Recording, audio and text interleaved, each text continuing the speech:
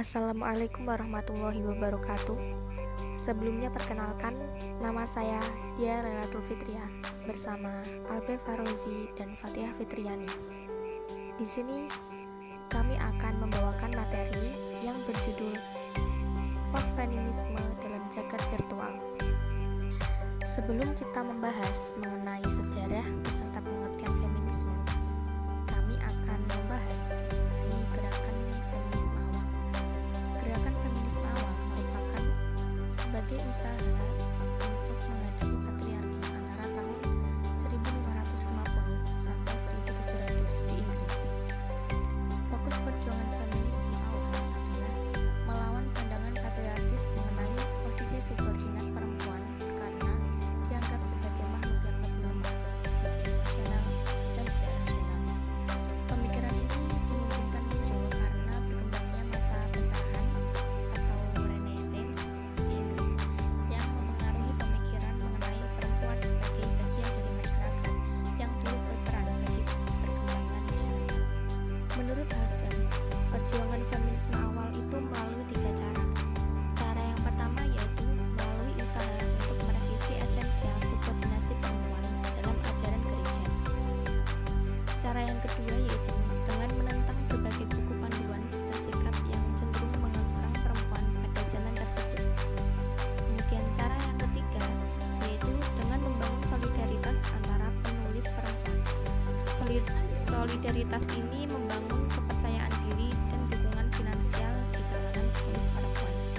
Postfeminisme ini mengalami 3 gelombang atau fase.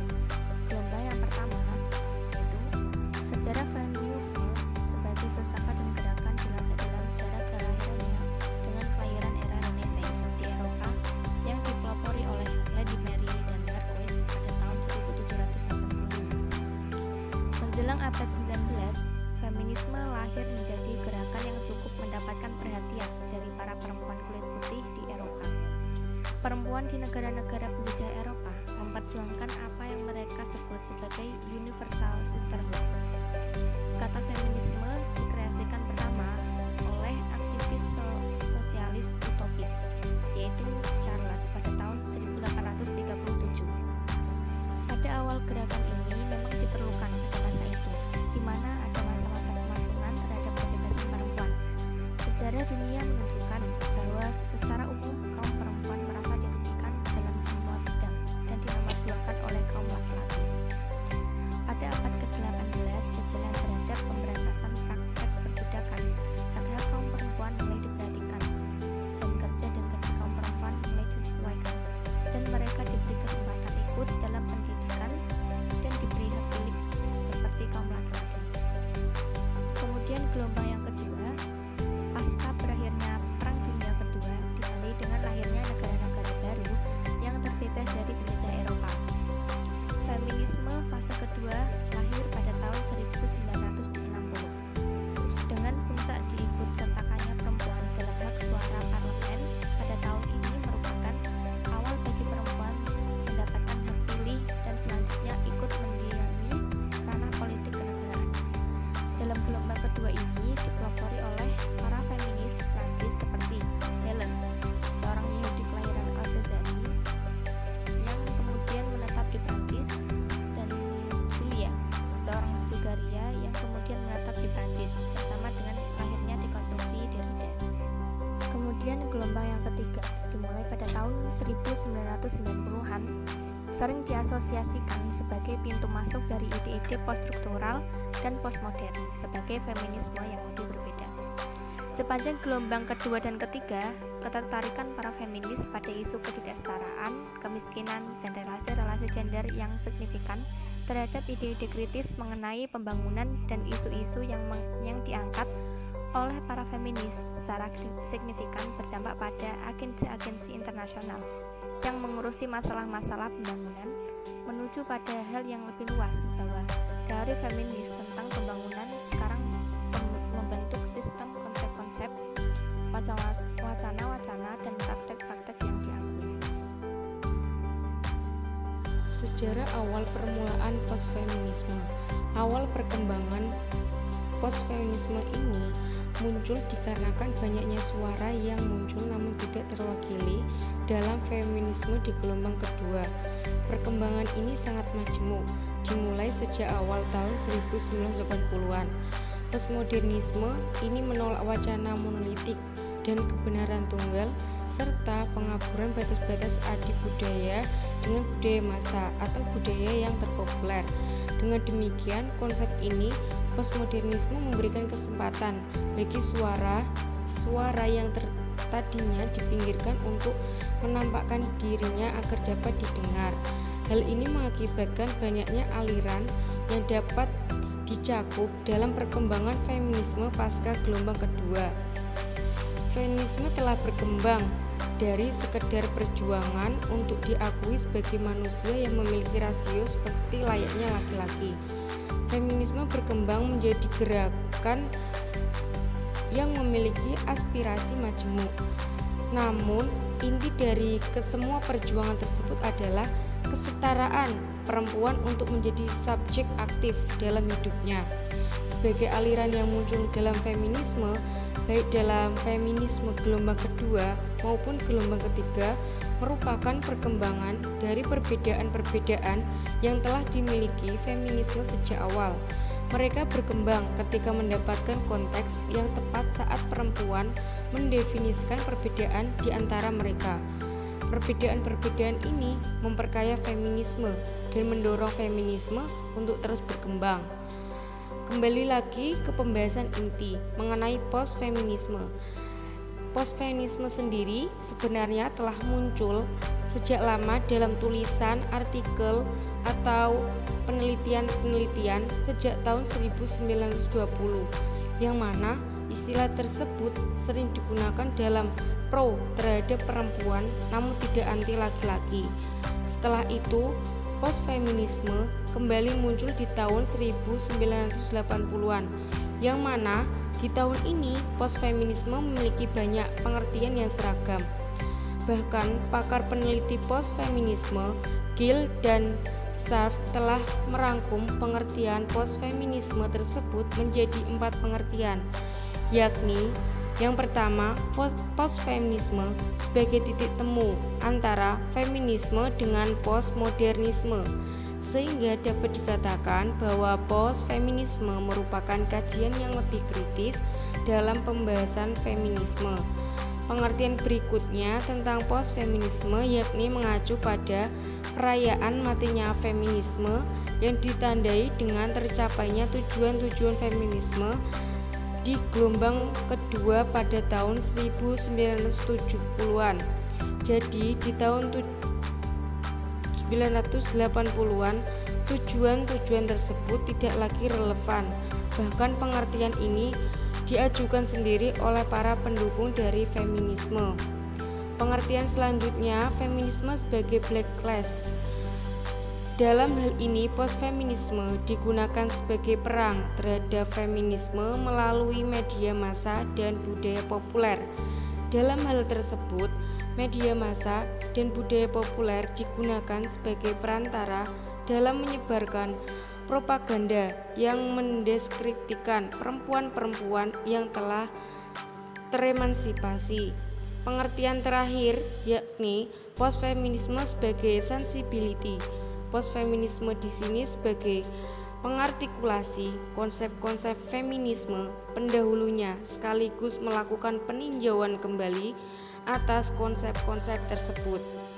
Postfeminisme atau yang dikenal dengan feminisme pasca modern merupakan sebuah ideologi atau gerakan yang menggambarkan kontradiksi dalam feminisme.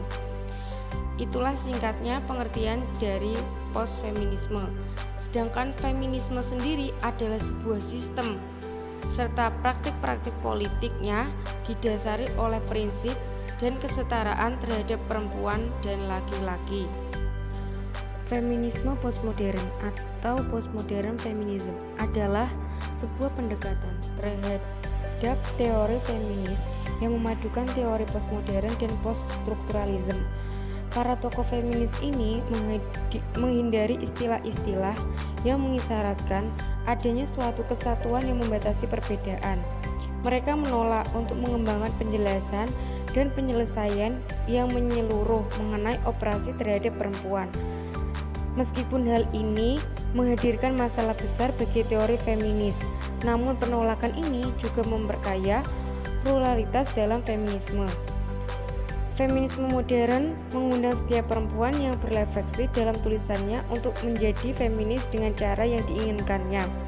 Tetapi ada satu rumusan tertentu untuk menjadi feminisme yang baik. Pada dasarnya, feminisme postmodern memang menentang karakterisasi. Namun demikian, sebenarnya kita dapat menemukan satu tema atau orientasi yang sama dengan konsep-konsep yang ditawarkan para feminis modern. Tema tersebut yaitu bahwa seksualitas dikonstruksi oleh bahasa, pengalaman manusia terletak pada bahasa, termasuk di dalamnya adalah mengenai operasi terhadap perempuan yang bersumber pada bahasa. Karena kekuasaan atau power terjadi melalui bahasa yang telah membatasi realitas manusia. Oleh karenanya, sumber operasi adalah bahasa, maka lewat bahasa pula kita dapat mengatasi operasi terhadap perempuan. Teknologi dalam perspektif feminisme. Dalam kajian mengenai feminisme, terdapat istilah cyberfeminisme. Menurut Dictionary of Media Studies, cyberfeminisme merupakan studi mengenai teknologi-teknologi baru dan pengaruhnya terhadap isu-isu perempuan. Cyberfeminisme telah menjadi mazhab penting dari studi cyber kultur dan feminisme dan telah mengembangkan serangkaian perhatian utama termasuk isu-isu identitas seperti etnis, suku, budaya, agama, dan komunitas. Dalam konteks ini, cyberfeminis berupaya untuk melawan berbagai diskursus yang didominasi oleh laki-laki yang mengelilingi penggunaan teknologi. Cyberfeminis mencoba melawan segala macam konstruksi yang didominasi oleh gender dengan memanfaatkan new media. Selain itu, memberdayakan perempuan di seluruh dunia untuk mengambil alih new media dalam upaya untuk memberdayakan diri mereka sendiri. Kemudian, terdapat beberapa kelompok. Kelompok pertama ini bernama kelompok esensialis. Kelompok ini yang mewakili pandangan teknofobia yang memandang ide mengenai teknologi yang akan membebaskan perempuan dari ketidakadilan gender pada dasarnya yang bersifat utopis. Sedangkan kelompok lainnya cenderung memandang bahwa teknologi memiliki potensi membebaskan kalangan perempuan dari berbagai pekerjaan domestik dan bahkan bisa memudahkan perempuan meningkatkan karirnya dalam dunia kerja, pendidikan, serta intelektual. Perempuan dan teknologi haruslah menjadi pemahaman yang baru bagi perempuan.